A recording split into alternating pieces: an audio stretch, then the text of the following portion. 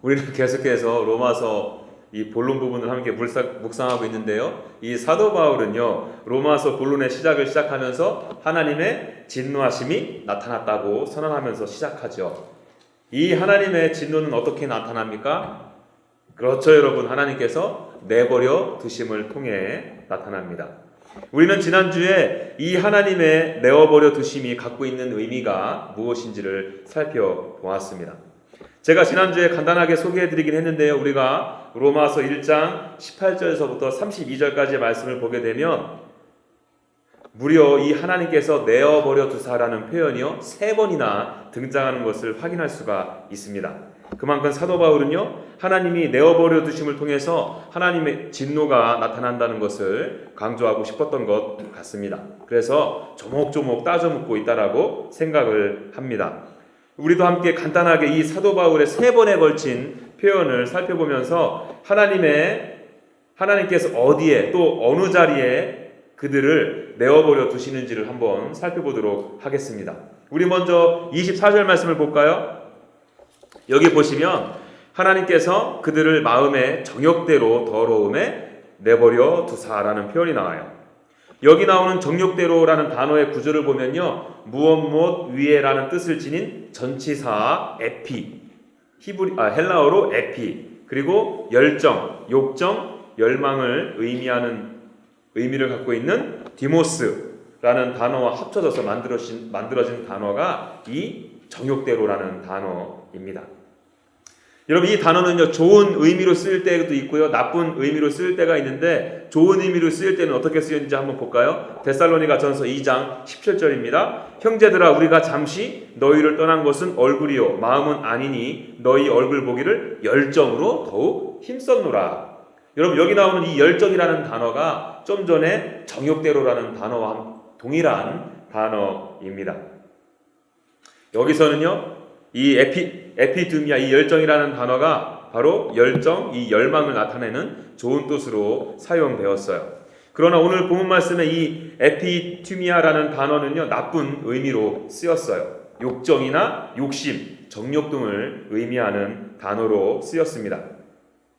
그러니까 하나님께서는 하나님을 향한 이 열정 있는 자로 하나님의 나라를 향한 열심과 갈망하는 자리에 내버려 두신 것이 아니라요, 말 그대로 그들의 정욕대로, 욕심대로, 욕망에 이끌리는 대로 살도록 내버려 두신 것입니다. 여러분, 이 하나님의 진노가 나타나는 자들의 삶이 왜 이렇게 열정적인가를 보았더니 그 원인을 이 단어의 양면성에서 찾을 수 있을 것 같아요. 그렇잖아요? 여러분, 그들에게도 자신의 삶을 위한 열정이 있다는 거예요. 물론 그 중에는 게으른 사람들도 더러 있지만 대부분 많은 사람들이요, 많은 인생들이 자기 자신의 삶을 참 열정적으로 살아간다는 것입니다. 그러나 안타까운 것이 무엇입니까? 그 열정적으로 살아가는 방향성이 틀렸다는 거예요. 그런 열정과 열심으로 살아가는 동기부여와 목적의식이 잘못되었다는 것입니다. 하나님께서는 그 잘못된 열정으로 살아가도록 그냥 내버려 두신다는 거예요. 자, 그런가 하면 우리 26절을 또 여러분들 눈으로 한번 보시겠습니까? 하나님께서 그들을 부끄러운 욕심에 내버려 두셨으니. 여러분, 여기 보니까 또 한 번 내어버려 두사라는 표현이 나오죠. 이번에는 하나님께서 그들을 어느 자리에 내버려 두셨습니까? 그렇죠, 여러분. 이 부끄러운 욕심. 여러분, 겉으로 보아서는요, 앞서 설명드린 이 욕심대로가 갖고 있는 단어와 별반 다르지 않을 것 같은데, 여기 나오는 이 욕심이라는 단어는요 조금 더 구체적이에요.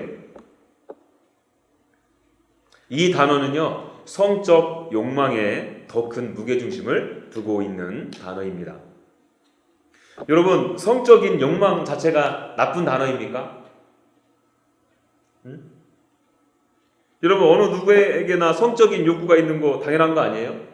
그래야지 하나님께서 명령하신 대로 생육하고 번성하고 그럴 거 아니에요? 되게 순수한 표정으로 저를 쳐다보시는데, 여러분, 성욕 다 있어야 되는 거예요. 있는 게 정상이야, 지극히. 그런데 문제가 뭐냐면요, 부끄러운 성적 욕망에 내 자신이 내버려졌다는 거예요. 부끄러운 성적 욕망을 갖는 것이 문제라는 것입니다. 여러분, 성은요, 서로 사랑하는 부부의 아름다운 관계 안에서 이루어진 것이에요. 성은 아름답고 정말 고귀한 것입니다. 하나님께서 그렇게 만드셨어요. 그런데 문제는 이 고귀하고 아름다운 성에 자신의 욕망과 욕심이 덧붙여져서 넘어서는 안 되는 선을 넘게 되는 것이 문제라는 것입니다. 차마 제가 입에 담기도 부끄럽고 수치로운 모습들이 사실 우리 주변에 얼마나 많은 일들이 있습니까? 이런 일들이 왜 벌어집니까? 하나님께서 그들을 그 부끄러운 욕심대로 내버려 두셨기 때문이에요. 자, 이번에는 28절을 볼까요? 이번에 우리 다 같이 한번 읽어볼게요. 시작! 또한 그들이 마음에 하나님 두기를 싫어하매 하나님께서 그들을 그 상실한 마음대로 내버려 두사 합당하지 못한 일을 하게 하셨으니. 여기도 보니까 하나님께서 내버려 두셨다고 표현하고 있죠. 어디에 강조점을 두고 있습니까? 어느 자리에 내버려 두셨어요? 그렇습니다. 여러분, 상실한 마음대로. 여러분, 이 상실한 마음대로를 이찬송 목사님께서는 이렇게 표현하셨어요. 분별력을 잃게 하셔서 부적절한 일을 하게 하셨습니다 라고 해석하셨습니다. 무슨 말입니까? 사람이 어떤 의사를 결정하고 옳고 그름을 판단하기 위해서는 이 분별력, 기준이 있어야 되잖아요. 그런데 반대로 이 분별력이 없다는 것은 기준이 없다는 것은 무엇을 의미하냐는 거예요. 그들의 기준 없는 삶, 또 분별력 없는 삶의 태도와 방향과 이 결과물들은 불을 보듯 환하다는 거예요. 분별력이 없다 보니까 그들의 삶이 흐리멍텅해질 수밖에 없고요. 그러니 부적절한 일들이 그들의 삶을 통해서 마구마구 쏟아져 나오는 것입니다. 마치 쓰레기 더미처럼요. 여러분, 저는 여러분들에게 하나님께서 어떠한 자리에 불경건한 자들을 내버려 두시나 하고 살펴드렸습니다.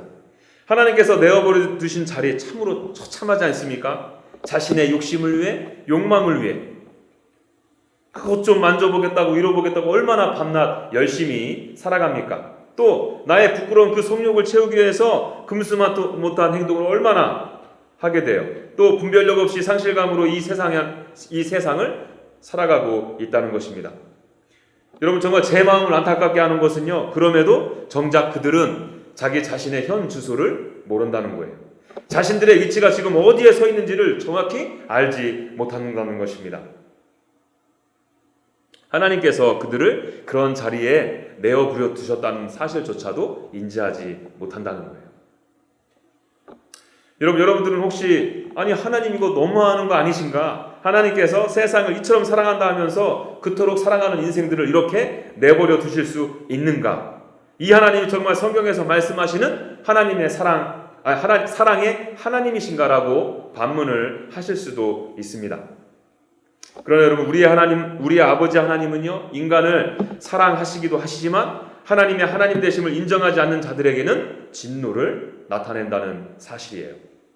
여러분, 제가 지난주에 말씀드렸던 돌아온 탕자 이야기만큼 이 내용을 잘 설명해주고 있는 것도 없다고 생각해요.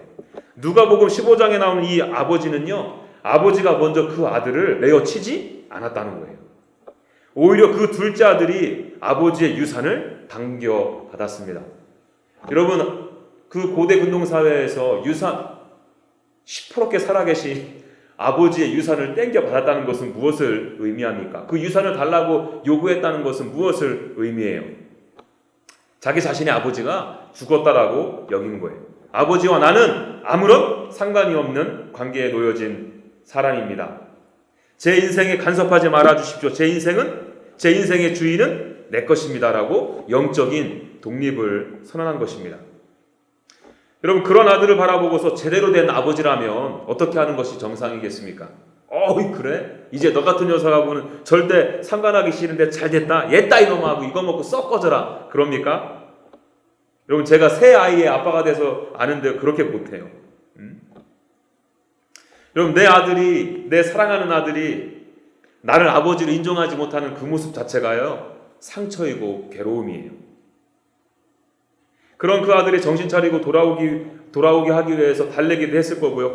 화를 내기도 했을 것입니다. 그럼에도 불구하고 계속 가겠다고 하니까 울며 겨자 먹기로 내버려 두셨을 거예요. 여러분, 그 둘째 아들을 보내야만 하는 이 아버지의 눈에는 피눈물이 흘렸을 것입니다. 저는 아버지 하나님의 내어버려 두심도 마찬가지라고 생각이 돼요. 불경건한 자들이 하나님의 하나님 되심을 인정하지 않으면서 내 인생은 나의 것이라고 외치는 자들에게 때로는 사랑의 말로 타이르기도 하셨을 것이고요. 때로는 안 좋은 말로 화를 내기도 하셨을 거예요. 그러나 그 완악한 마음들이 아버지의 타이름이 들리지 않게 만들어 버린 것입니다. 그 완고한 마음이 아버지가 정말 사랑하셔서 혼내키시는데도 그것이 아버지의 말씀으로 들리지 않게 막아 선 거예요. 그렇게 그 마음이 완악하실 대로 완악해져서 아무런 슬픔과 아픔도 느끼지 못하고 아버지의 품을 떠나게 된 것입니다. 아마 속으로 야호! 하고 떠났겠죠. 여러분, 그렇게 아버지를 떠나간 아들이 어떻게 살았는지 여러분 다 아시죠? 나는 자유다라는 것을 외치면서 아버지께서 미리 주신 재산을 가지고 어떻게 했습니까? 이민을 갔어요. 여러분, 이 형제가 이민 간 것이 망하라고 갔겠습니까? 아니에요. 자기 나름대로 열심히 살면서 성공가들을 달리고 싶었을 거예요. 자신의 성공을 위해서 열정과 열심을 다해 뛰기 위해서 이사 갔을 것입니다. 그런데요, 이 둘째 아들은 주색 잡기에 빠지게 되죠. 자기 자신의 성욕을 채우기 위해서 밤이면 밤마다 여자와 즐길 수 있는 술집을 찾고 허랑방탕한 삶을 살아가게 됩니다. 자신의 재산을 다 탕진하게 되자 어떤 자리까지 빠지죠? 돼지 우리 치는 자리요. 아주 바닥치는 인생으로 나락으로 떨어지게 됩니다. 여러분, 돼지 치는 자리에 처한 것도 너무나도 처참한데 그는 그 자신이 지금 그 자리에 처해 있는지도 모른다는 거예요. 여러분들이 만약 지금 둘째 아들이라면 내가 돼지 우리 치는 자리에 있다는 것이 인정이 된다면 나와야 될 거 아니에요. 모르니까요, 안 나오는 거예요. 모르니까 심지어 돼지 열매 주는 자가 없을 때까지 버티다가 그제서야 아버지를 떠올리게 된 거예요. 여러분, 이게 분별력 없는 삶, 상실한 마음으로 살아가는 자들의 특징 아니에요? 여러분, 이 아버지를 떠난 둘째 아들, 이 형제의 삶을 잘 보세요. 오늘 본문에서 사도 바울이 강조하고 있는 세 가지 내어버려 두심이 바로 이 둘째 아들의 삶 가운데 그대로 나타난다는 거예요. 그러므로 하나님이 사랑이 하나님이심을 우리가 믿는 것처럼 하나님께서 진노하신다는 것 또한 진리라는 사실을 저와 여러분들이 받아들이셔야 한다는 것입니다. 하나님께서는 그 진노하심을 내어버려 두심을 통해 나타난다는 사실 또한 사실로 받으셔야 한다는 거예요. 여러분, 내가 그렇게 내 욕심을 채우기 위해서 아둥바둥 살아도 괜찮은 것은 어쩌면 하나님께서 나를 내버려 두셨기 때문일 수도 있다는 사실을 생각하셔야 한다는 것입니다. 내가 은밀하게 야동을 보아도 또 이웃집 자매를 보면서 마음속으로 음욕을 품어도 성적인 죄를 지어도 괜찮은 것은 어쩌면 하나님께서 나를 내버려 두셨기 때문일 수도 있다라고 생각해 보셔야 한다는 것입니다. 내가 분별력 없이 하나님의 말씀과 가치관으로 살아가지 아니하고 오히려 세상의 기준과 가치관대로 살아갑니다. 그래도 여전히 저와 여러분들이 괜찮다면 내가 지금 하나님의 진노 가운데, 하나님의 내어버리신 두신 가운데 있지는 않은가? 하고 심각하게 돌아봐야 한다는 것입니다. 여러분, 어쩌면 하나님께서 저를 통해 여러분들에게 지금 경고하고 계시는지도 모른다는 거예요. 여러분들은 모르시겠지만요, 저는요, 이 말씀을 솔직히 저에게 주시는 말씀으로 두렵고 떨림으로 받았어요. 저에게도 여러분들이 모르는, 그러나 제가 알고 하나님만이 아는 은밀한 죄가 있습니다. 하나님께서 저에게 몇 번 그 마음 가운데 찔림을 주셨거든요. 기회를 주셨거든요. 그럼에도 그 마음속에서 계속해서 짓는 이 추악한 죄. 그런데요, 더 제가 부끄러운 것은요, 예전처럼 그 죄악 앞에서 두려움이 없어요. 찔림이 없다는 거예요. 그리고 그 죄를 범하는 횟수가 점점점 더 무감각하게 잦아지고 있다는 것입니다. 이런 가운데 있는 제가 오늘 이 말씀을 받으면서 하나님께서 어쩌면 나를 이 자리에 그대로 내버려 두신 것은 아닌가 하는 생각에 몸서리치게 되었습니다. 그러면서 그렇게 좀 고민하고 어려워하는 저와 여러분들에게 지난주에 주셨던 호세아서 말씀 6장 1절 말씀 있잖아요. 그 말씀이 또 생각나더라고요. 오라, 우리가 여호와께로 돌아가자. 여호와께서 우리를 찢으셨으나 도로 낫게 하실 것이요 우리를 치셨으나 싸매어 주실 것임이라. 저는 이 말씀을 몇 번이고 되뇌이면서 제 마음 가운데 하나님 앞에 이렇게 기도했습니다. 주님, 제가 정말로 주님께로 돌아가길 원합니다. 주님, 저를 내버려 두지 말아 주십시오. 하나님께서 침묵 가운데 저에게 엄중히 하시는 말씀을 드릴 수 있는 귀가 열려지는 은혜가 저에게 있어지기를 원합니다. 주님, 제가 주님께로 제 마음이 온전히 돌이켜져서 돌아가길 원합니다. 저에게 때로는 훈계하시고 저에게 때로는 사랑의 말씀으로 말씀해 주십시오. 오늘 이 시간 예배를 통해서 이런 내가 하나님과 멀어졌던 내가 하나님께로 다시 돌아갈 수 있는 용기와 담대함이 생겨질 수 있도록 은혜를 부어 주십시오 하고 기도하게 되었어요.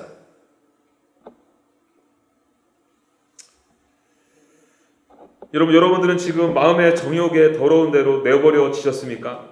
부끄러운 성적 욕망에 사로잡혀 계세요? 하나님께서 주신 기준 없이 분별력 없이 세상의 가치관과 그 흐름대로 그저 술에 술 탄 듯 물에 물 탄 듯 살아가고 계십니까? 여러분, 그 자리는 여러분들을 하나님께서 내어버려 두신 자리입니다. 더 이상 하나님의 간섭이 없는 자리예요. 하나님께서 침묵하시는 자리입니다. 바라기는요, 저와 여러분들에게 오늘 성령 하나님께서 역사하셔서 저와 여러분들의 자리 잡고 있는 자리가 어디인지를 보여지기를 소망해요. 이런 나를 보시면서 동구 밖에서 안타깝게 기다리시는 아버지를 바라볼 수 있는 은혜가 저와 여러분들에게 있어지기를 간절히 소망합니다. 나를 찢으셨지만 치셨지만 도로 낫게 하실 것이고 싸매어 주실 사랑의 아버지 하나님께로, 진노의 아버지 하나님께로 나아갈 수 있는 은혜가 있어지기를 간절히 소망해요. 자, 그런가 하면요, 저는 이 불경건하고 불의로 진리를 막는 자들에게 하나님의 진노가 하나님의 내어버리심을 통해서 나타난다고 말씀을 드렸잖아요. 이렇게 하나님 되심을 인정하지 않다 보니까 그들에게 나타나는 세 가지 특징을 발견하게 되었습니다. 그 중에 하나를요, 오늘 저와 여러분들 살펴보길 원하고요, 나머지 둘은 다음 주에 여러분들과 함께 살펴보도록 하겠습니다. 우리 다 같이 23절 말씀을 읽어볼까요? 시작! 썩어지지 아니하는 하나님의 영광을 썩어질 사람과 새와 짐승과 기어다니는 동물 모양의 우상으로 바꾸었느니라. 여기 보니까 하나님 되심을 인정하지 않는 자들에게 보여지는 특징 아주 정확하게 나타나죠. 그것이 무엇입니까? 바로 우상 숭배예요. 이들은요, 썩지 아니할 하나님의 영광을 썩어질 우상으로 바꿔치는 선수라는 겁니다. 그러고 보면 우리가 성경을 보게 되면요, 이 하나님에 대한 불신의 끝에는 항상 우상과 연결되는 것을 우리가 어렵지 않게 확인할 수 있다는 거예요. 여러분, 지금도 세계 곳곳에서는 우상 숭배를 합니다. 나무나 돌을 섬기고 절하기도 하지요. 그러나 우리가 사는 이 미국은요, 익숙하지 않은 풍경이에요. 그렇다고 이 미국 땅 가운데 우상이 자취를 감춘 것은 아닙니다. 보이지 않게 오히려 은밀하고 강력하게 불경건한 자들의 마음 가운데 자리하고 있다는 거예요. 팀 켈러 목사님께서 우상을 정의하신 내용이 참으로 인상적이어서 여러분들에게 소개해드리겠습니다. 한번 들어보십시오. 우상이란 물음표 무엇이든 당신에게 하나님보다 더 중요한 것이다. 무엇이든 하나님보다 더 크게 당신 마음과 생각을 차지하는 것이다. 하나님만이 주실 수 있는 것을 다른 데서 얻으려 한다면 그게 바로 우상이다. 다시 한번 들어보시겠어요? 무엇이든 당신에게 하나님보다 더 중요한 것, 무엇이든 하나님보다 더 크게 당신 마음과 생각을 차지하는 것, 하나님만이 주실 수 있는 것을 다른 데서 얻으려 하는 그것이 바로 우상이랍니다. 그러면서 이 우상의 종류를 쭉 그 목록들을 나열하시는데 한번 들어보세요. 가정과 자녀, 직업과 돈벌이, 성취와 평론과의 호평, 체면과 사회적 지위가 다 우상이 될 수 있다. 로맨틱한 이성관계, 업계의 인정, 안전하고 편안한 환경, 외모나 두뇌, 정치나 대의 명분, 도덕과 가치관, 심지어 기독교 사역에서 성공하는 것도 다 우상이 될 수 있다. 여러분 다른 건 다 모르겠는데 사역이 우상이 될 수 있대요. 사역.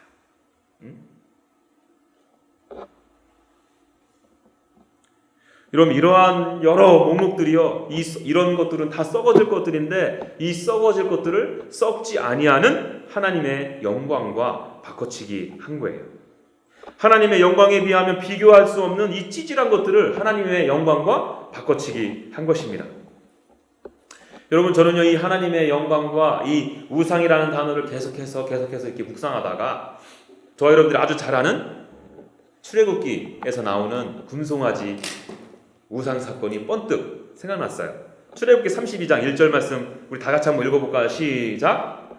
백성이 모세가 산에서 내려오미 더딤을 보고 모여 백성이 아론에게 이르되 말하되 일어나라 우리를 위하여 우리를 인도할 신을 만들라.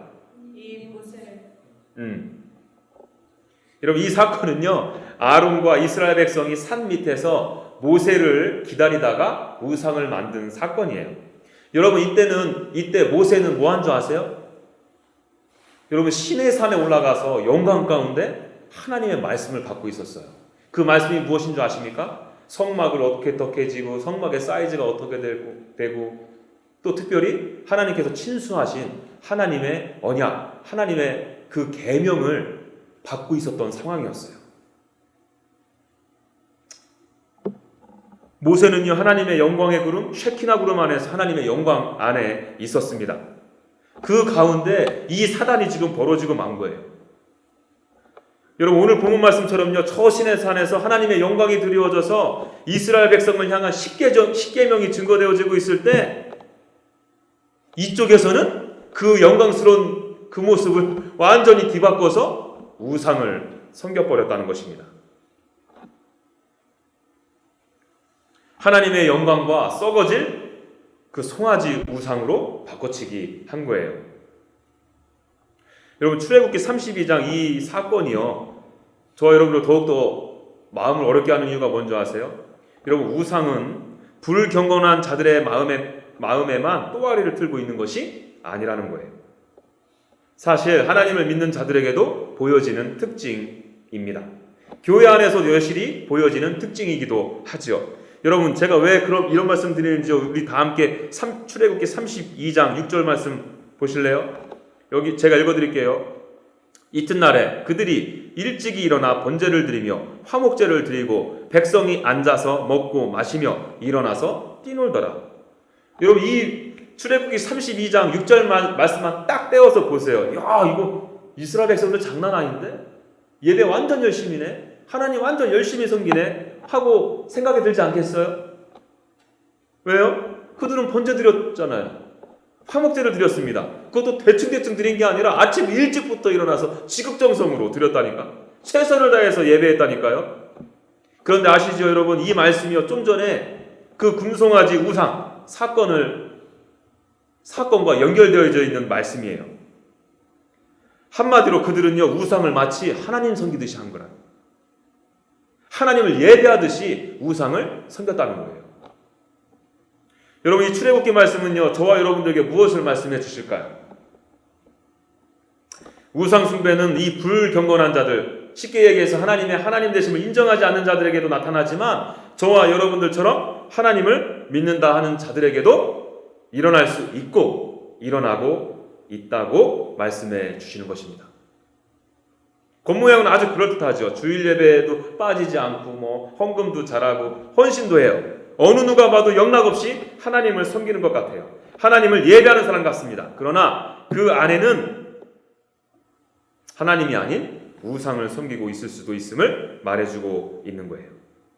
좀 전에 팀켈러 목사님께서 말씀해 주신 우상의 그 목록들을 읽어드렸죠.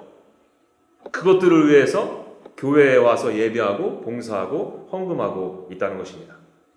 그것들을 갖고 이루는 수단으로 교회에 와서 교회에 오는 우상 숭배자가 될 수 있다는 거예요. 헌금하고 헌신하고 하는 이유가 내가 바라고 원하는 것을 갖기 위한 복채로 전락될 수 있다는 것을 의미한다는 것입니다. 여러분, 이 말씀은요, 저도 피할 수 없는 말씀이에요. 여러분들도 피할 수 없을 것입니다. 저와 여러분들의 마음속에서는요, 늘 이러한 위험성이 도사리고 있어요. 그리고 인정해야 됩니다. 그렇다면 저와 여러분들이 이렇게 교묘히 우상을 섬기는 데서 벗어날 수 있는 방법이 무엇일까요?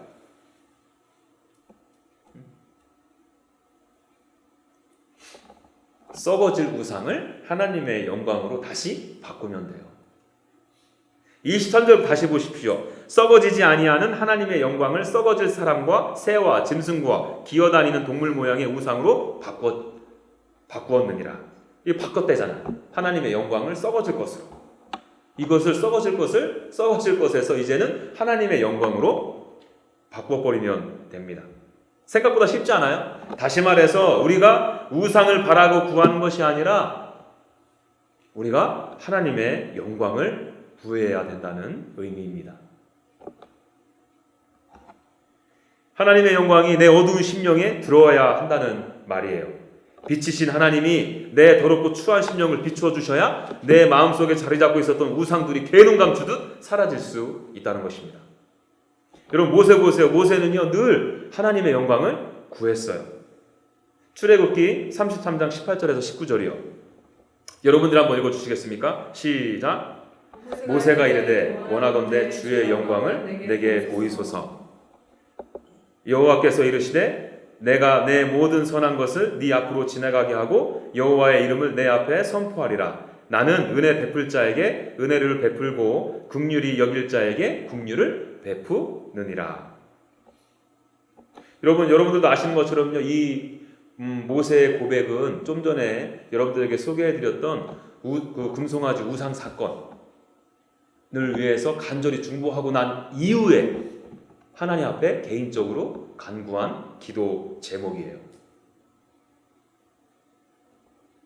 모세는 간절히 하나님의 영광을 구했어요.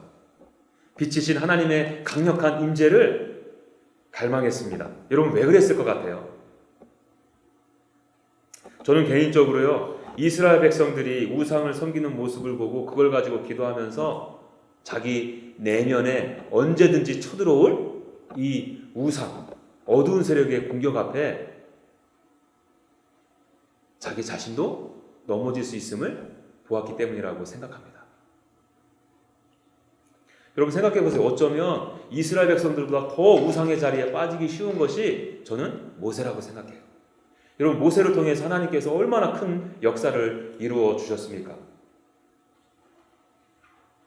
10가지 재앙서부터 또 홍해가 갈라지는 사건, 또 쓴 마라의 물이 단물로 바뀐 이런 이루 말할 수 없는 하나님의 역사가 누구를 통해서 일어났어요? 바로 모세.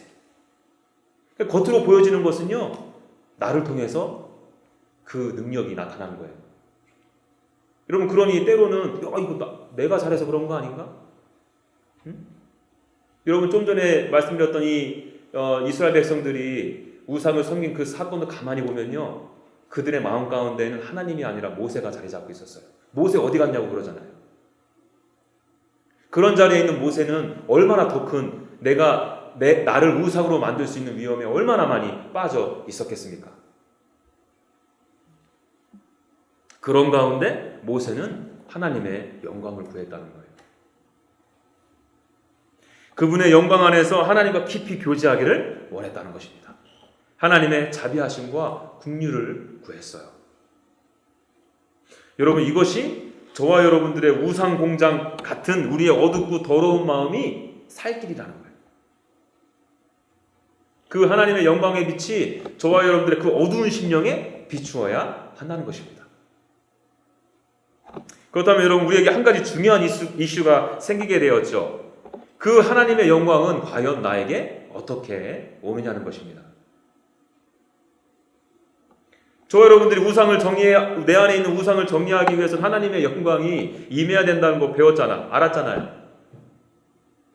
그래서 중요한 것이 하나님의 영광이 내 마음 가운데 비치도록 해야 되는 건데, 그거를 어떻게 해야 되냐는 거예요. 뭐 영광 영광 영광 하면서 그 찬양만 100번 하면 그 영광이 임하는 거예요? 어느 이상한 집회에서 제가 보니까요, 하나님의 영광을 부어주십시오 하고 선언하니까 강력한 서치라이트가 갑자기 그 강단에 마구 쏟아지더라고. 그거 보고요, 그 집회에 참여한 지체들이요 다 쓰러지더라고. 다 뒤집어지더라고. 여러분, 이렇게 인위적으로 만들어낸 조명이 하나님의 빛, 영광이에요? 아니잖아. 뭐예요 그러면? 여러분, 영광은요 그렇게 하나님의 영광은 인위적인 것에서 오지 않는다는 거예요. 철저히 예수 그리스도를 통해서 나에게 온다는 것입니다. 우리 다 같이 이사야서 9장 2절 말씀 볼까요? 흑암에 행하던 백성이 큰 빛을 보고 사망의 그늘질 땅에 하던 자에게 빛이 비치도다. 여기 보니까요, 흑암에 행하고 사망의 그늘진 곳에 거주하던 자들에게 빛이 비추일 거라고 예언하고 있습니다. 그렇죠? 이 빛이 누구인가 하고 보았더니요, 이사야서 9장 6절이요. 이는 한 아이가 우리에게 낳고 한 아들을 우리에게 주신 바 되었는데 그의 어깨에는 정사를 메었고 그의 이름은 기묘자라 모사라 전능하신 하나님이라 영존하시는 아버지라 평강의 왕이라 할 것입니다. 여러분, 이 말씀 보니까 완전 뭐 한 아이라고 아예 명시해 놓지 않습니까? 이 한 아이가 어떤 아이예요? 기묘자라 전능하신 하나님이라 영존하시는 아버지라 평강의 왕이라 이렇게 선포하고 있다는 것입니다. 예수 그리스도 가리키는 거 아니에요? 여러분, 구약에서만 이 하나님의 영광, 이 하나님의 그 빛을요 예수님이라고 말하지 아니에요. 신약에서도 여러 군데 나타납니다. 먼저 요한복음 1장 14절이요. 말씀이 육신이 되어 우리 가운데 거하심에 우리가 그의 영광을 보니 아버지의 독생자의 영광이요 은혜와 진리가 충만하더라. 예수님께는요 영광이 있대요. 빛이 있대요. 그 빛은 아버지의 영광이랍니다.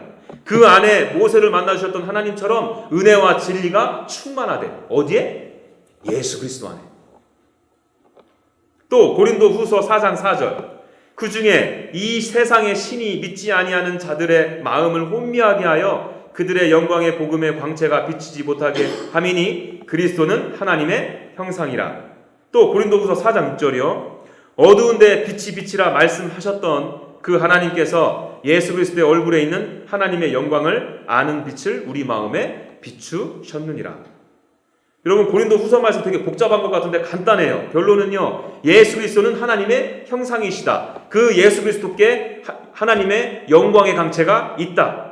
그 빛이 어두운 인간의 마음 가운데 비추인다. 이 얘기하고 있는 거예요. 그러므로 여러분, 저와 여러분들이 내 마음속에 있는 이 어두운 우상 공장을 무너뜨리기 위해서는 하나님의 영광이 필요한데요, 이 하나님의 영광은 오로지 누구를 통해서? 예수 그리스도를 통해서. 내 안에 우상이 있음을 내가 인지한다 하더라도 내 힘으로는 그 우상을 이겨낼 수 없다는 거예요. 그 신상을 허물어뜨릴 수 없습니다. 오로지 하나님의 영광이 필요한데 이 하나님의 영광은 철저히 뭐라고요? 예수 그리스도.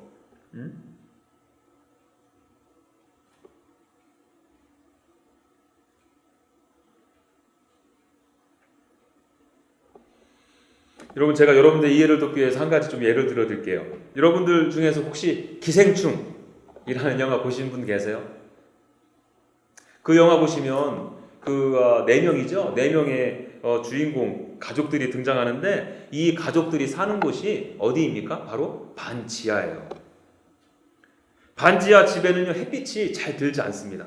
아주 제한적으로 빛이 들어와요. 그래서 그 집에 사는 그 4명에게 이상한 냄새, 썩은 냄새, 곰팡이 냄새 피스름하게 납니다.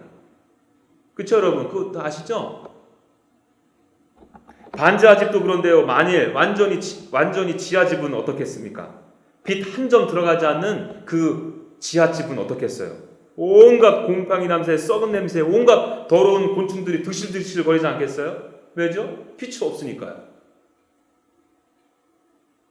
여러분, 반지하도 아닌 이 지하 단칸방에, 완전 지하 단칸방에 있는 이 어둠을 몰아내기 위해서 저와 여러분들이 어떻게 해야 되겠습니까?